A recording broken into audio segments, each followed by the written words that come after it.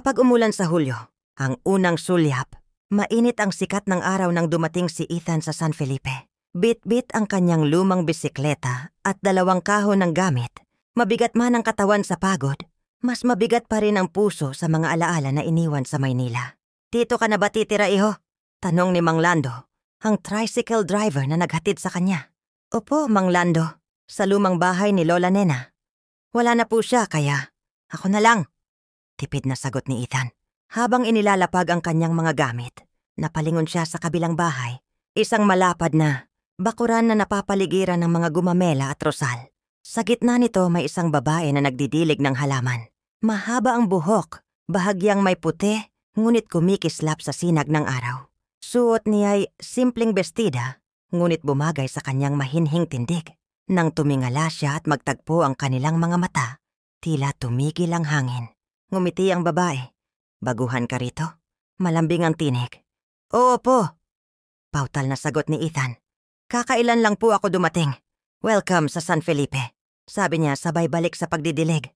Ngunit naiwan sa isip ni Ethan ang kanyang mukha at ang mga matang may lungkot na nakatago sa ilalim ng ngiti. Sa gabing iyon, habang nag-aayos ng kanyang mga gamit, naririnig niya mula sa bintana ang tunog ng alon at hampas ng hangin. At sa bawat hampas, bumabalik sa isip niya ang tanong, sino kaya si Isabela Montoya? Kinabukasan, maaga pa lang ay bumangon na si Ethan. Plano niyang magpinta sa tabing dagat, pero wala pa siyang kilala sa bayan at hindi alam kung saan ang magagandang tanawin. Bit-bit ang kanyang sketchpad. Naglakad siya patungo sa maliit na sari-sari store sa kanto. Habang bumibili ng pandesal at kape, narinig niya ang 2 ale na nag-uusap. Si Ma'am Isabela? Ay siya ang pinakamagandang babae rito kahit 49 na. Pero mula nang pumanaw si Don Carlos, bihira na lumabas. Nakakaawa nga. Wala ring anak. Lahat ng panahon niya nasa halamanan o sa simbahan. Hindi sinasadyang napangiti si Ethan. Isabela, kaya iyon pala ang pangalan niya. Pag-uwi niya, nadaanan niyang muli ang bahay ni Isabela. Nakabukas ang gate at may mga paso ng orchids na nakaayos sa tabi. Nakita niyang may nahulog na paso sa gilid ng daan. Lumapit siya at maingat itong itinaas. "Salamat!" Biglang boses mula sa likuran. Si Isabela, may hawak na basket ng mga bulaklak. Nakasuot ng sombrerong malapad ang brim. Malapit, mas malinaw niyang nakita ang maamo, ngunit matatag na anyo ng babae. "Pasensya na po, nakita ko lang na nahulog." Paliwanag ni Ethan. "Hindi mo na kailangang magpaliwanag. Maganda yang ginawa mo." Sandaling katahimikan. Tanging hampas ng hangin at tunog ng dahon ang maririnig. "Gusto mo bang makita ang hardin?" tanong ni Isabela bahagyang nakangiti. Nagulat si Ethan pero agad siyang tumango. Sa loob ng bakuran, naamoy niya ang halimuyak ng rosal at dama niya ang kalmadong dulot ng lugar. Sa isang sulok, may maliit na mesa kung saan may nakapatong na tasa ng tsaa at ilang lumang libro. "Dito ako madalas magbasa. Mas tahimik kaysa sa loob ng bahay," sabi ni Isabela habang inaayos ang mga bulaklak. "Ikaw, anong pakay mo sa San Felipe?" "Ito po, naghahanap ako ng inspirasyon para sa pagpipinta. Marami na rin akong gustong kalimutan sa Maynila." Sagot niya di tumitingin ng diretso. Bahagyang tumango si Isabela, na parang naintindihan ang ibig niyang sabihin. Minsan ang dagat at katahimikan mas mabuting kausap kaysa tao. Sa mga salitang iyon, naramdaman ni Ethan na may mas malalim pang kwento sa likod ng bawat ngiti ni Isabela. At iyon ay unti-unti niyang gustong matuklasan. Kabanata 3, mga kwento sa hardin. Lumipas ang ilang araw at naging tila natural na para kay Ethan ang mapadaan sa bahay ni Isabela tuwing umaga. Minsan ay dadalhan niya ito ng pandesal mula sa panaderya, minsan na may simpleng bati lang mula sa kalsada. Isang hapon habang nagpinta si Ethan sa tabing dagat, narinig niya ang mga yabag sa likod. Paglingon niya si Isabela iyon, may dalang basket na may lamang mangga. "Baka gutom ka na." Haniya iniabot ang basket. "Salamat po, pero hindi ko akalaing pupunta kayo rito. Gusto kong makita kung ano ang ginagawa mo. Pwede bang sumilip?" Pinayagan siya ni Ethan. Tahimik si Isabela habang tinitingnan ng canvas na halos kalahati pa lang ang tapos. Larawan ito ng isang hardin. May liwanag ng araw na sumisilip sa pagitan ng dahon. Malinaw na hango sa hardin ni Isabela. "Maganda, pero kulang," sabi nito. "Kulang po?" "Kulang sa damdamin, parang pinipigilan mo ang sarili mong sabihin ang totoo." Hindi nakasagot si Ethan. Parang tinamaan siya sa sinabi ng babae. Hindi lang tungkol sa pagpipinta, kundi pati na rin sa sarili niyang buhay. Kabanata 4, ang Bagyong Hulyo. Dumating ang Hulyo at kasama nito ang unang malakas na bagyo ng taon. Magdamag na bumuhos ang ulan at humampas ang hangin. 2:00 ng madaling araw, kumatok si Isabela sa bahay ni Ethan. Pasensya na, Ethan. Naputol ang kuryente sa amin at nabaha ang kusina. Pwede ba akong makisilong muna? Hindi nagatubili si Ethan. Pinapasok niya si Isabela at agad siyang inalok ng tuwalya at mainit na tsaha. Sa liwanag ng kandila, nakita niyang basa ang buhok ng babae. At sa kabila ng pagod, maganda pa rin ito. Parang isang larawang buhay na gusto niyang ipinta. Habang kumukulog sa labas, nagkwento si Isabela. Matagal na mula nang may kasama ako sa gitna ng bagyo. Nung buhay pa si Carlos, lagi kaming magkasama sa ganito. Pero ngayon, sanay na akong mag-isa. Tahimik si Ethan. Ramdam niya ang bigat sa tinig nito. Sa sandaling iyon, gusto niyang sabihin na hindi na niya dapat maramdaman ang pag-iisa. Pero pinili niyang makinig muna. Dahil minsan, iyon lang ang kailangan ng isang tao.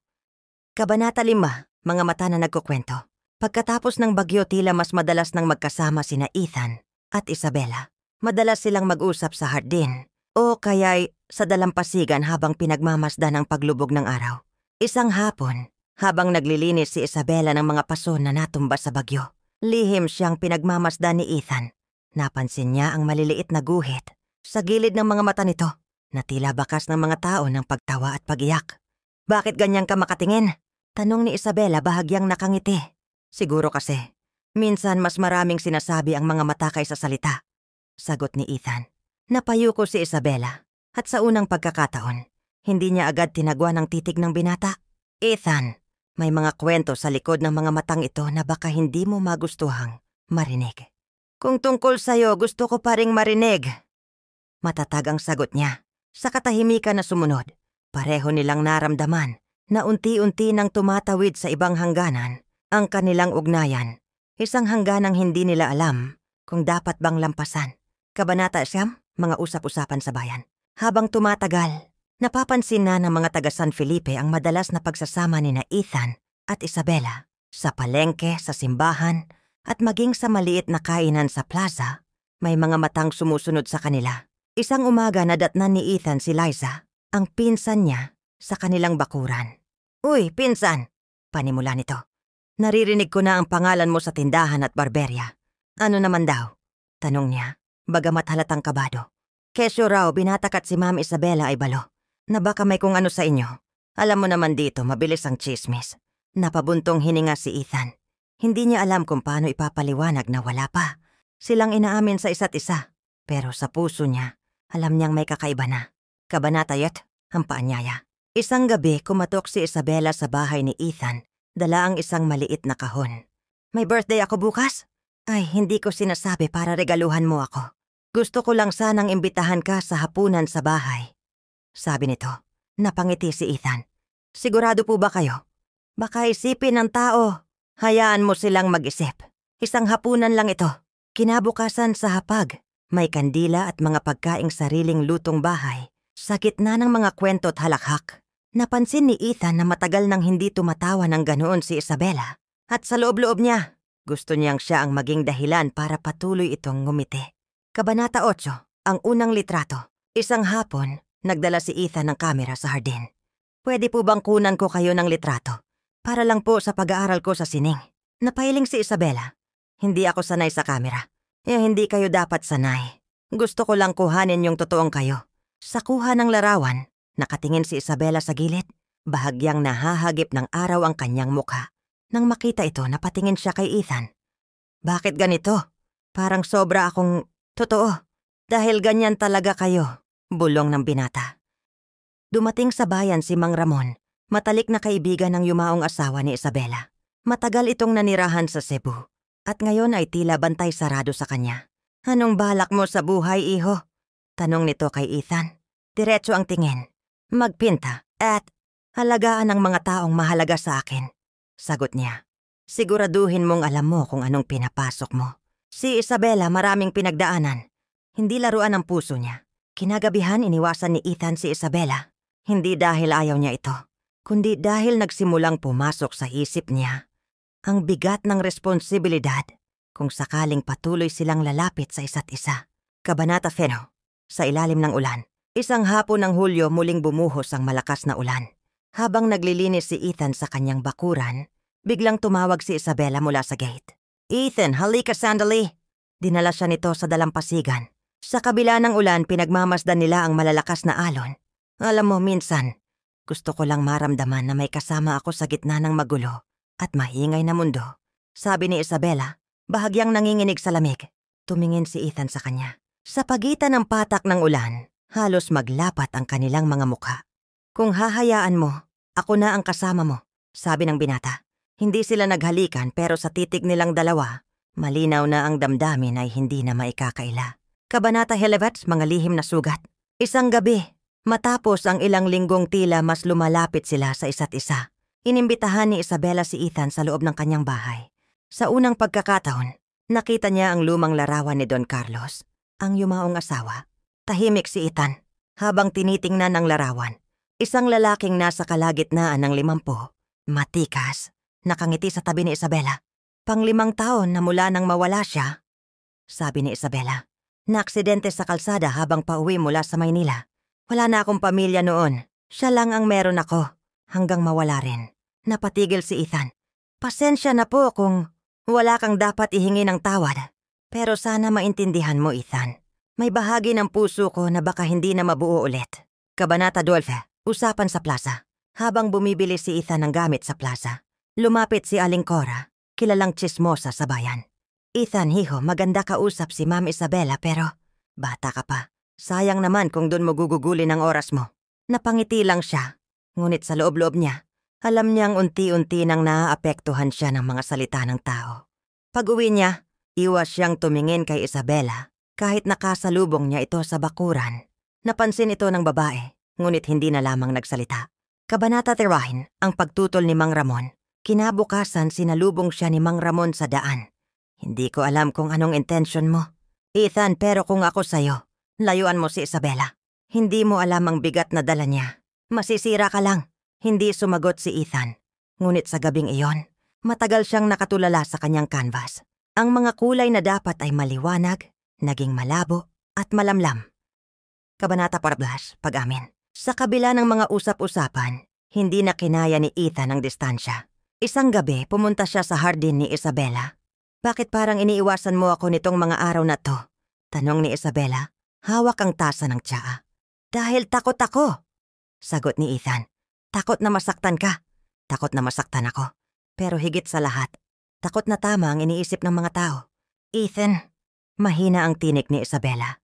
"Pero kahit takot ako, hindi ko kayang pigilin na mahalin ka." Nanahimik si Isabela. Walang halik, walang yakap, pero sa luha sa kanyang mata, alam ni Ethan na naramdaman niya ang parehong damdamin. Kabanata 15, ang unang halik. Ilang araw ang lumipas bago muling nagkita ng matagal. Isang hapon, habang nag-aayos ng paso sa hardin, inabot ni Isabela ang kamay ni Ethan. "Kung pipiliin mo akong mahalin, kailangan mong tanggapin lahat ng sugat at anino sa buhay ko." "Tinatanggap ko," sagot ng binata. At doon, sa ilalim ng lilim ng rosal at sa simoy ng hangin mula sa dagat, dahan-dahan nilang nilapit ang kanilang mga labi. Isang halik na hindi mapusok ngunit puno ng pangako. Pangakong haharapin nila ang bagyo, gaano man kalakas, ng magkasama. Kabanata 11, ang bagong bisita. Isang umaga dumating sa bayan ang isang babae mula Maynila, si Clarice, dating kasamahan ni Ethan sa art workshop. "Ethan! Hindi ko akalaing dito ka pala tumira." Masayang bati ni Clarice habang yakap siya. Nakatanaw mula sa kabilang bakuran si Isabela at kahit hindi niya ipinapakita, may kumurot sa kanyang damdamin. Kinagabihan dumalaw si Isabela kay Ethan. "Kaibigan mo ba siya? O matagal na?" sagot niya. "Bakit po?" "Wala naman." Pero ramdam ng binata na may halong selos sa tinik nito. Kabanata 9, mga bulong sa hangin. Dahil sa pagbisita ni Clarice, mas lalong uminit ang tsismis sa bayan. May ilan pang nagsabi kay Isabela na baka niloloko siya ni Ethan. Minsan, mas mahirap kalabanin ang mga salita kaysa bagyo. Bulong ni Isabela sa sarili habang mag-isa sa hardin. Nang dumating si Ethan kinahapunan, malamig ang pakikitungo ng babae. "Kung may gusto ka kay Clarice, sabihin mo na lang." sabi ni Isabela. Nagulat si Ethan. Wala akong gusto sa kanya. Ikaw lang mula nung una pa. Kabanata 8, ang lihim na lumitaw. Dumating si Mang Ramon dala ang isang sobre. Iniabot niya ito kay Ethan. Basahin mo to para malaman mo kung sino talaga si Isabela. Sa loob may lumang artikulo mula sa pahayagan. Asawa ng negosyante, iniimbestigahan sa pagkamatay nito. Natigilan si Ethan. Hindi niya alam kung totoo ang sinasabi. Roon, na bago ang aksidente, may alitan sina Isabela at Don Carlos. Kinagabihan hinarap niya si Isabela. May dapat ka bang ipaliwanag? Tumitig lang si Isabela kita sa mga mata ang sakit. Hindi ko siya pinatay, Ethan. Pero hindi ko rin siya nasagip. Mula sa gabing iyon, nagdesisyon si Ethan na lumayo muna. Hindi dahil naniniwala siya sa tsismis, kundi dahil kailangan niyang mag-isip.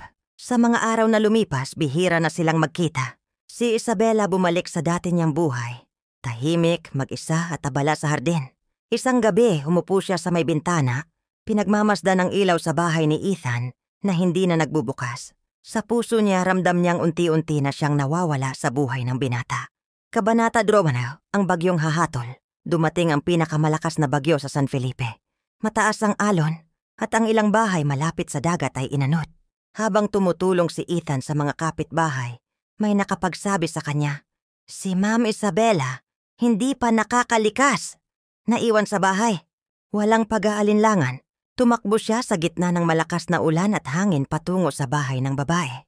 Pagdating niya, nakita niyang si Isabela ay pilit inililigtas ang ilang lumang larawan at mga libro. "Isabela, sumama ka na sa akin," sigaw ni Ethan. "Hindi ko pwedeng iwan to. Ethan, mas mahalaga ka kaysa sa kahit anong alaala." Hinila niya ito palabas habang bumabagsak ang isang bahagi ng bubong. Sa gitna ng rumaragasang ulan, magkayakap silang tumakbo papalayo.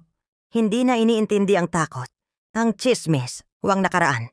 Sa gabing iyon, habang sila'y nakasilong sa evacuation center, tahimik silang magkatabing nakaupo. Walang salita, pero sa pagkakahawak nila sa kamay ng isa't isa, malinaw ang sagot. Pipiliin nilang magkasama kahit gaano kabigat ang haharapin. Kabanata 21, pagkatapos ng bagyo. Matapos ang pinakamalakas na bagyo, unti-unting bumangon ang San Felipe. Maraming bahay ang nasira, kabilang ang hardin ni Isabela. Wala nang natira sa mga rosal, gumamela, at orchids na ilang taon niyang inalagaan. Isang umaga nadatnan niya si Ethan sa bakuran. Tinutulungan siyang itayo muli ang mga paso. "Hindi mo kailangang gawin to," sabi ni Isabela. "Gusto kong tulungan ka. Hindi lang dahil kaibigan kita, kundi dahil mahal kita." Napatingin si Isabela sa kanya. Kita ang pagod at luha. "Ethan, hindi ako sigurado kung may lugar pa sa buhay ko para sa ganitong pagmamahal. Kung wala, gagawa tayo ng lugar." Sagot ng binata, mariin ngunit banayad ang boses. Kabanata 22, paninindigan. Lumipas ang mga araw at patuloy pa rin ang mga bulong sa bayan. May ilan na tuwirang nagsasabi kay Ethan na sayang ang kabataan niya at kay Isabela naman na dapat ay pumili siya ng tama sa edad niya. Isang hapon sa plaza naglakad si Ethan na hawak ang kamay ni Isabela. Maraming mata ang nakatingin, ngunit wala silang pakialam. "Bakit natin to ginagawa?" mahina niyang tanong. "Para ipakita na hindi tayo magtatago," sagot ni Ethan. Ang pag-alis ni Clarice, si Clarice na ilang linggong nanatili sa bayan, ay dumalaw sa bahay ni Ethan bago siya umalis. "Alam kong mahal mo siya," sabi nito. "Pero sana alam mo rin kung gaano kahirap ang mundong papasukin mo." "Alam ko," sagot ni Ethan, "at handa akong harapin yon." Bago siya umalis, iniwan ni Clarice ang isang payo. "Sa pagmamahal, hindi laging sapat ang puso. Kailangan din ng lakas para panindigan ito araw-araw." Ang muling pagbubukas ng hardin. Ilang buwan ang lumipas, muling bumalik ang sigla ng hardin ni Isabela. Isang umaga, dinala ni Ethan ang kanyang bagong obra, isang malaking painting ng hardin bago ito masira ng bagyo. Ngunit sa gitna ng pintura, nakatayo si Isabela, nakangiti, hawak ang isang bulaklak. "Para sa'yo," sabi niya. "Ito ang paraan ko para ipaalala sa'yo na maganda ka pa rin kahit gaano karaming unos ang dumating." Hindi napigilan ni Isabela ang mapaluha. "Ethan, kung pipiliin mo akong mahalin, kailangan mong tanggapin na darating pa ang maraming bagyo. At sa bawat isa nandito ako," sagot niya. Isang dapit hapon ng Hulyo, halos isang taon mula nang unang magkita, Magkatabi silang nakaupo sa dalampasigan. Tahimik ang paligid, tanging hampas ng alon at huni ng ibon ang maririnig. Naalala mo ba ang unang beses na nag-usap tayo? Tanong ni Isabela. Oo, sagot ni Ethan. Ikaw nakasuot ng bestida, nagdidilig ng halaman. At ako, hindi makapaniwala na may ganong kaganda sa San Felipe. Ngumiti si Isabela pero may halong lungkot at saya. Salamat, Ethan. Dahil pinili mo akong mahalin kahit hindi ako perpekto. Hinawakan ni Ethan ang kamay niya. At salamat, Isabela.